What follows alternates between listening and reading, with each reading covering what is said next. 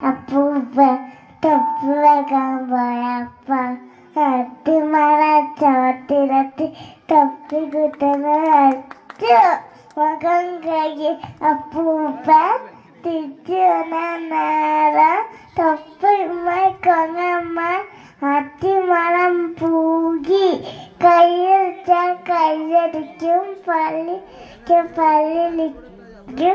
ഇട്ട് കട്ട കടങ്ങമ്മ കാക്കി കാട്ടി ബുദ്ധിയുള്ള അപ്പൂപ്പ തൊപ്പി നോക്കിയറിഞ്ഞ് ബുദ്ധിയാത്ത കൊങ്ങമ്മ തൊപ്പി തിരികെ അറിഞ്ഞു.